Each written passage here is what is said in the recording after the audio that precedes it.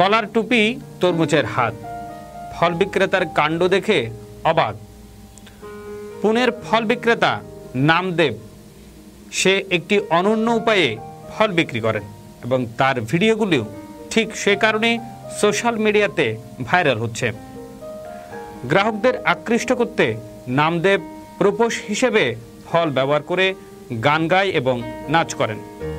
নামদেব জানান, এই ধরনের কাজ করে মানুষ বিনোদন পায়, যা তার রাস্তার পাশে স্টলে ক্রেতাদের আকৃষ্ট করতে সাহায্য করে। এইভাবে ফল বিক্রি করার ধারণা তার কাছে এসেছিল কোভিডের কারণে। লকডাউনের সময় যখন লোকেরা বাইরে বের হয়ে কেনাকাটা করতে দ্বিধাবোধ করছিলেন, নামদেব জানান যে একটি নির্দিষ্ট ঋতুতে পাওয়া ফল অনুসারে পোশাক তৈরি করে এবং গ্রাহকদেরকে আকৃষ্ট করার চেষ্টা করে।